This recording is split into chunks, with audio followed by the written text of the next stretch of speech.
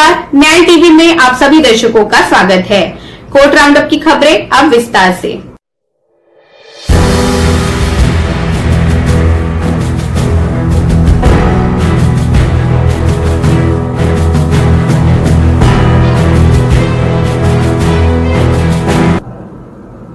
Bombay high court में assistant police inspector Sachin वाजे ने राष्ट्रीय जांच एजेंसी द्वारा की गई उनकी गिरफ्तारी को गैर कानूनी करार देने के लिए गुहार लगाई है, लेकिन स्पेशल एनआईए कोर्ट ने गिरफ्तारी में अनियमितता के आधार पर उसके आवेदन को खारिज कर दिया।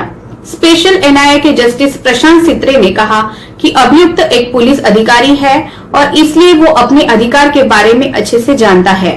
अंबानी हाउस विस्फोटक मामले में मुख्य संदिग्ध होने के कारण सचिन वाजे को 13 मार्च को गिरफ्तार किया गया था और अगले दिन 25 मार्च तक के लिए राष्ट्रीय जांच एजेंसी की हिरासत में भेज दिया गया था।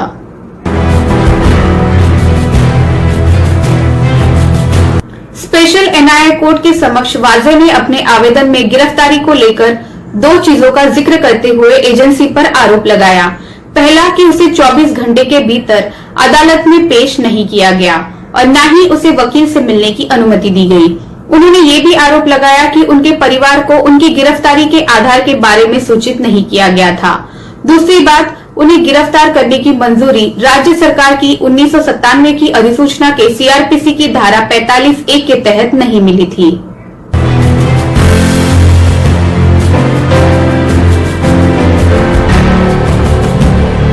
ये एक स्वीकार किया गया तथ्य है कि अभियुक्त एक पुलिस अधिकारी था और इसलिए उसे अपने अधिकार के बारे में अच्छे से जानकारी है। स्टेशन डायरी की एंट्री के मुताबिक अभियुक्त और संबंधित पुलिस स्टेशन को सूचना प्रदान की गई थी, इसलिए ये माना जाता है कि उसकी गिरफ्तारी के बारे में भी जानकारी दी गई थी। इसका मतलब है कि आरोपी को गिरफ्तारी का आधार प्रदान बताया गया था। सचिन वाजे केस में सिर्फ पुलिस का तबादला करने से बात नहीं बनती है, बल्कि इस मामले में जो सचिन वाजे का हैंडलर है वो कौन है इसकी जांच होनी चाहिए और मनसुख हिरेन जो कि जिनकी इसमें मौत हुई है इसकी भी जांच एनआईए द्वारा की जाए, ऐसी मांग विरोधी पक्ष नेता देवेंद्र फडणवीस इन्होंने की है।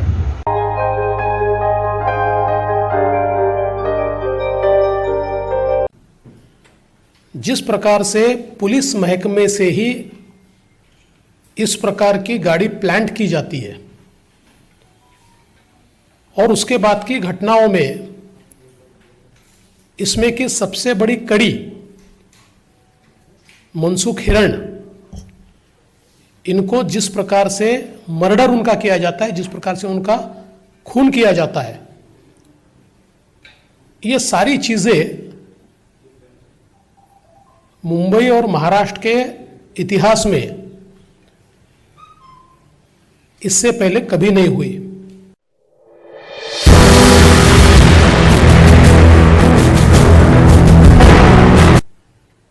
इसमें सबसे अहम सवाल यह होता है कि एपीआई सचिन वाजे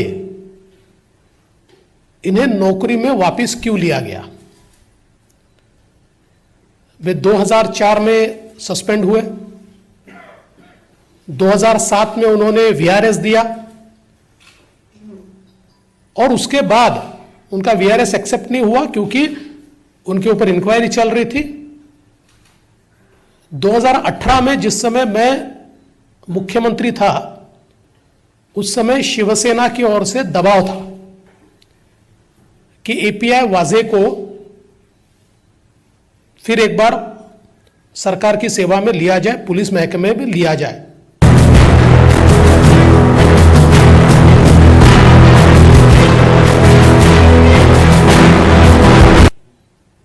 और उस समय मैंने उनका पास्ट रिकॉर्ड देखने के बाद यह तय किया कि एडवोकेट जनरल की सलाह मैं इसमें लूंगा और मैंने एडवोकेट जनरल जी की सलाह ली। हालांकि वो कोई रिटर्न सलाह नहीं थी, लेकिन मैंने उनको फाइल दिखाई और उन्होंने मुझे साफ ये कहा कि इस मामले में हाई कोर्ट ने उनको सस्पेंड किया है, बहुत गहरी इंक्वायरी चल रही है, ऐसे समय उनको लेना ठीक नहीं होगा और मैंने उस समय उनको नहीं लेने का फैसला किया।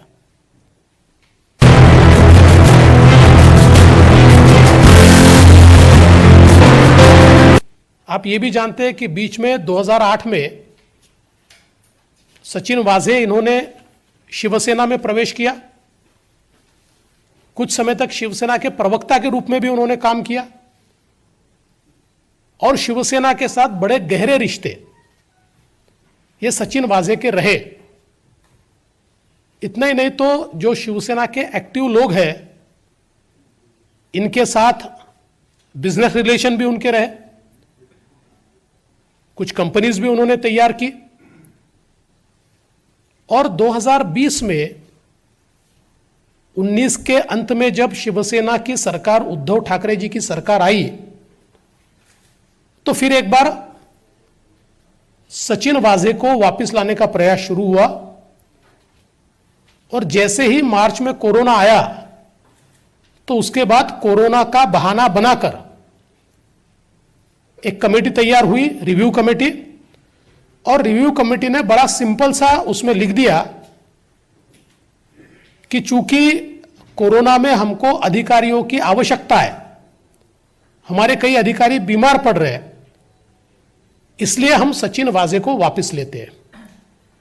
इसमें इंटरेस्टिंग बात यह है कि पूरे कोरोना के काल में कोरोना के कारण अधिकारियों की आवश्यकता है, इसलिए केवल एक ही अधिकारी को या उनके साथ वाले जो 2-3 लोग थे उनको छोड़कर किसी अधिकारी को सरकार ने वापस नहीं लिया।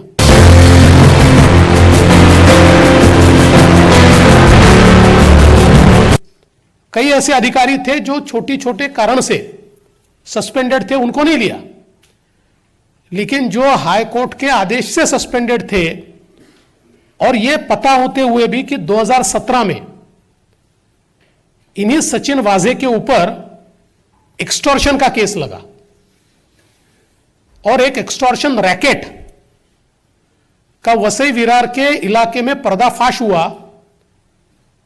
उस रैकेट में इनका नाम आया, इन्होंने एंटीसिपेटरी बेल उसमें ली और उसमें बिल्कुल रिकॉर्ड पर यह आया है कि इस रैकेट में यह और इनके एक और साथी ये बड़े एक्टिवली पार्टिसिपेट करते थे। तो जब इतना खराब रिकॉर्ड इनका था, ऐसे समय इनको लिया और लेने के बाद क्या किया, तो मुंबई क्राइम ब्रांच की सबसे महत्वपूर्ण यूनिट है क्राइम इंटेलिजेंस यूनिट, और एक क्राइम इंटेलिजेंस यूनिट को हेड करता है 2 पीआई दर्जे के ऑफिसर्स। और सचिन वाजे जो एपीआई है, जैसे ही सचिन वाजे को लिया, एक रात में ये दोनों लोगों को ट्रांसफर कर दिया और पीआई की जगह एपीआई को क्राइम इंटेलिजेंस यूनिट सीआईयू का प्रमुख बनाया गया।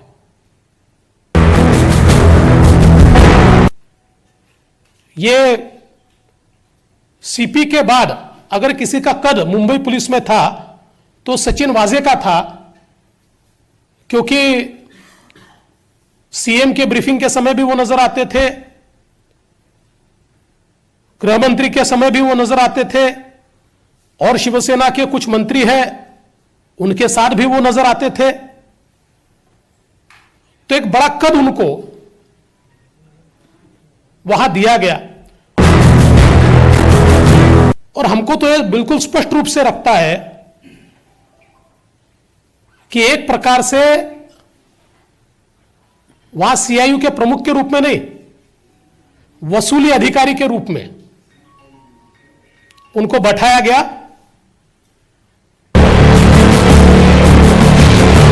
मनसुख हिरन इनको ये पहले से जानते थे, और ये जो गाड़ी है स्कॉर्पियो, ये स्कॉर्पियो मनसुख हिरन से इन्होंने खरीदी थी, लेकिन पेमेंट नहीं किया था। और 4 महीने तक इनके पास ये गाड़ी थी, नवंबर से लेकर तो फरवरी तक। और फिर मनसुख ने इनको कहा कि भाई आप या तो इसका पेमेंट कंप्लीट कर दीजिए या फिर गाड़ी वापस दीजिए। तो उन्होंने कहा मैं और कुछ दिन रखूंगा। उसके बाद वो गाड़ी उनके पास लाकर दी और फिर उनसे वापस वो गाड़ी मंगाई गई। जिस दिन ये गाड़ी मुलुंड में उन्होंने वहां पर जहां पार्क की उन्होंने, उस दिन आप देखिए ये गाड़ी में अगर ये गाड़ी चोरी होती तो कहीं ना कहीं कोई टेम्परिंग होता, कोई दरवाजा जो लॉक है उसको खोला जाता, ऐसा कुछ नहीं था। क्योंकि जानकारी के अनुसार मनसुख को यह कहा गया था कि भाई वहां पार्क करो और चाबी लाकर हमको दो, और सीधे वो चाबी ये सचिन वाजे ने ली। उनको कहा कल जाकर आप एक कंप्लेंट रजिस्टर कीजिए कि मेरी गाड़ी चोरी हुई है।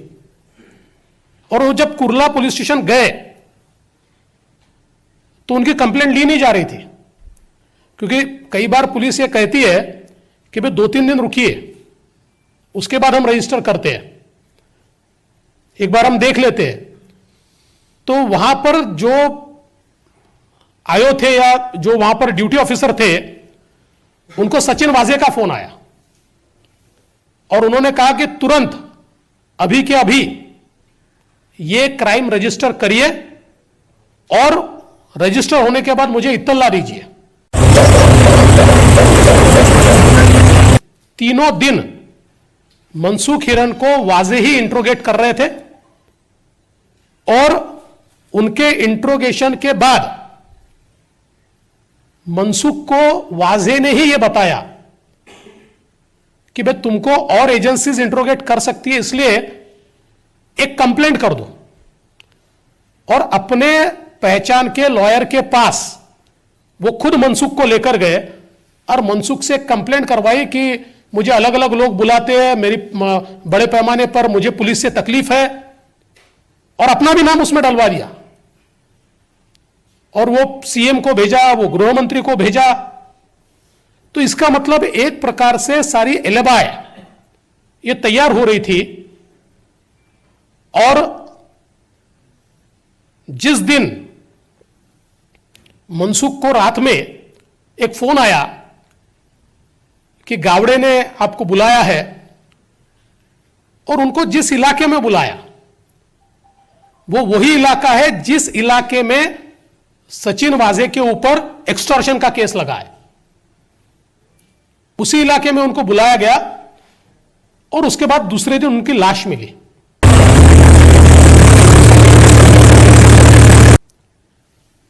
और हमारा तो यह मानना है कि मनसुख हिरन को वहीं पर मार दिया गया। मारने के बाद उनकी लाश खाड़ी में फेंकी गई। और इसमें सबसे महत्वपूर्ण बात यह है, हाई टाइड में उसको फेंकने की कोशिश हुई।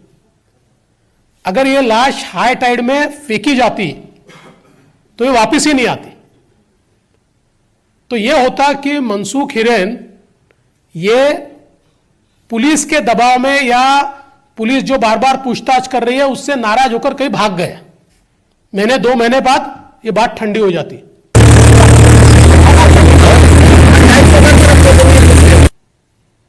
लेकिन कुल मिलाकर अगर हम पोस्टमार्टम की रिपोर्ट को देखें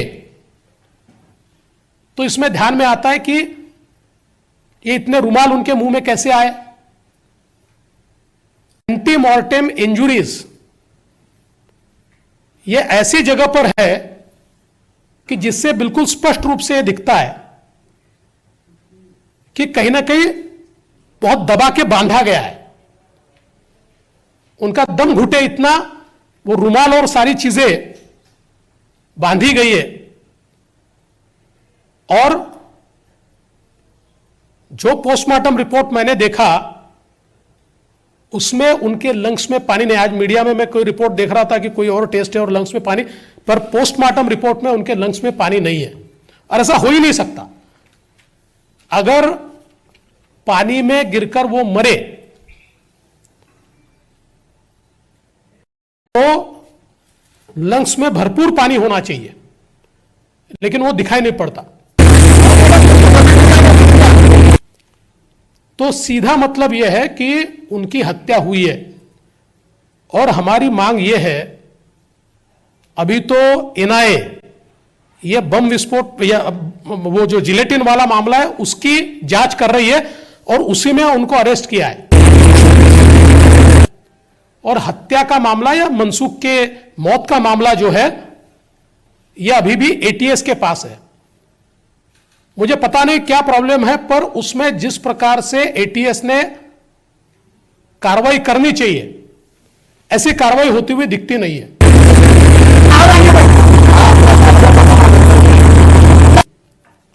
क्योंकि इतने सारे एविडेंस मेरे जैसे पुलिस के बाहर के व्यक्ति को अगर मिल सकते हैं तो मैं दावे के साथ कहता हूं कि पुलिस के पास इससे ज्यादा एविडेंस है। NIA मुकेश अंबानी के घर एंटेलिया के पास विस्फोटकों से भरी कार रखने की गुत्थी सुलझाने के काफी करीब है। मुंबई पुलिस के अधिकारी रहे सचिन वाजे की गिरफ्तारी के बाद NIA अब कई जगह छापेमारी कर रहस्य को सुलझाने की कोशिश कर रही है। NIA ने आज एक ब्लैक कलर की मर्सिडीज बेंज जिस सीजर में स्कॉर्पियो पे नंबर प्लेट थी रिकवर किया है। 5 लाख से ज्यादा कैश रिकवर किया है। एक नोट काउंटिंग मशीन रिकवर की है, रिकवर किए हैं। इसके बीच में जारी गाड़ी सचिन वाजे चलाते थे। ये किसकी गाड़ी है इसके बारे में अभी जांच चल रहा है। बरामद किए गए सचिन वाजे के खिलाफ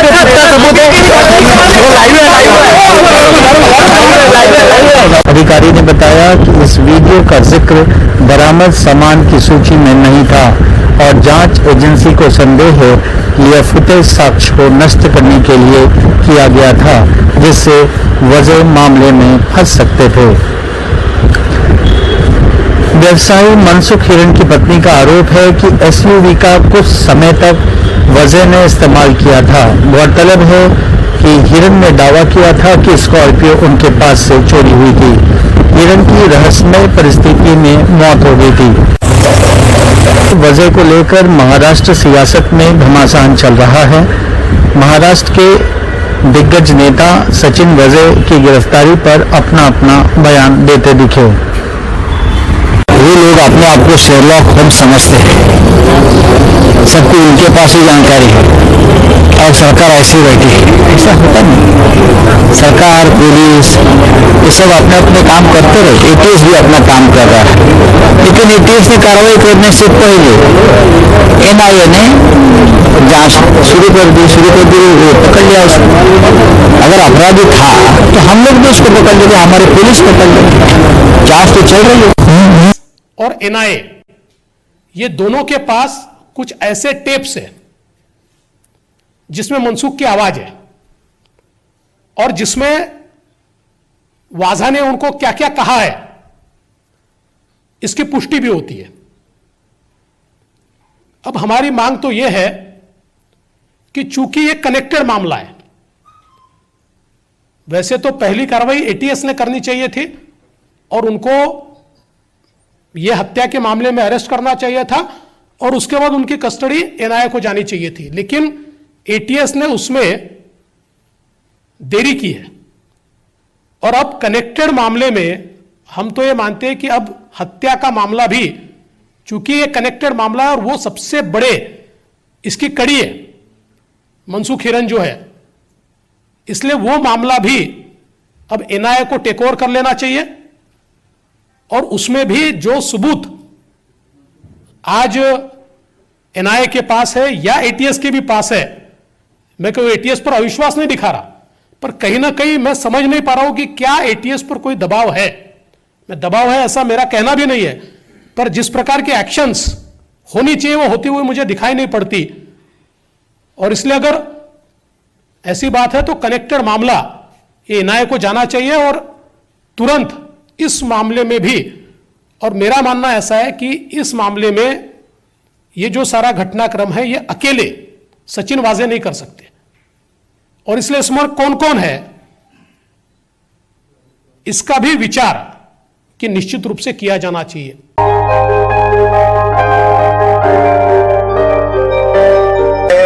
और एटीएस कर रही है और बहुत ही प्रोफेशनली कर रही है। ये जांच में जो भी बातें आगे आएंगी वो हिसाब से कार्रवाई की जाएगी। नंबर 1। नंबर 2, उनकी जांच में कुछ बाधा नहीं आना चाहिए करके वहाँ के पुलिस कमिश्नर ऑफिस के हमारे जो कुछ उसमें हमारे जूनियर अधिकारी और बाकी जो भी कुछ अधिकारी उसमें उनकी बाधा नहीं आना चाहिए और अच्छी तरीके से इंक्वायरी होना चाहिए। उसके लिए माननीय परमवीर सिंह साहब को वहां से हटाया गया। कुल मिलाकर मुझे यह दिखाई पड़ता है कि फेलियर ऑफ पुलिस नहीं है, यह फेलियर ऑफ गवर्नमेंट है, क्योंकि सरकार ने ऐसे व्यक्ति को जिनका पास्ट पता है क्या है, उसके बावजूद इतनी इंपॉर्टेंट जगह पर बैठाया। इसका मतलब कोई ना कोई ऐसी चीज सरकार की है कि जिस चीज के कारण उनकी मजबूरी है कि उनको बैठाना है। और जिस प्रकार से हमारे मुख्यमंत्री जी प्रेस कॉन्फ्रेंस में उनको डिफेंड कर रहे थे, सरकार जिस प्रकार से हाउस में उनको डिफेंड कर रही थी, अगर इतने सबूत मेरे पास नहीं आते तो शायद उसको तो महात्मा ही ठहराया जाता, क्योंकि सवाल पूछा जा रहा था कि यह क्या ओसामा बिन लादेन है, इस प्रकार के सवाल पूछे जा रहे थे। तो इसलिए मुझे लगता है कि कुल मिलाकर इस मामले की तह तक जाना होगा और जिन इंटरेस्ट के साथ, जिन इंटरेस्ट को प्रोटेक्ट करने के लिए उनको वहां लाकर बैठाया सरकार की ओर से, उससे इसका क्या ताल्लुकात है, उससे इसका क्या संबंध है, यह भी हमारी जांच एजेंसीज को ढूंढना पड़ेगा, ऐसा मेरा मानना है। नाम ले लो, नाम लेकर बात करो, मामला ही नहीं है। अपोजिशन को लगता है कि ये बहुत बड़ा मामला है, तो मैं कहता हूं ये कोई मामला नहीं है। मामला अगर अपोजिशन बनाना चाहती है तो बनाने का उनको पूरा अधिकार है। 3.5 साल तक ऐसे मामले बनाते रहिए, सरकार रहेगी, सरकार का कोई बाल भी बाका नहीं कर सकता। एंटीलिया स्फोटक मामले में सचिन वाजे को गिरफ्तार करने के बाद कई खुलासे हुए हैं, जिसमें सचिन वाजे ने खुद ये बात कबूली है कि अपना पुराना रुतबा पाने के लिए ही सचिन वाजे ने यह साजिश रची थी।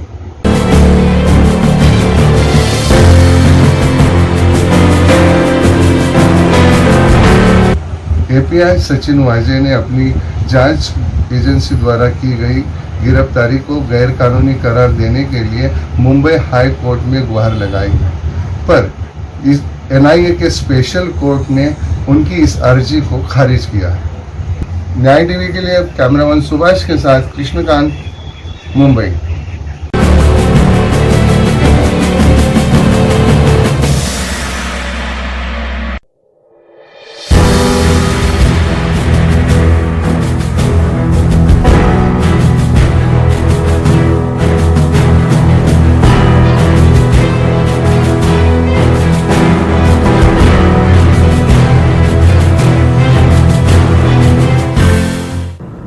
फिलहाल बस इतना ही।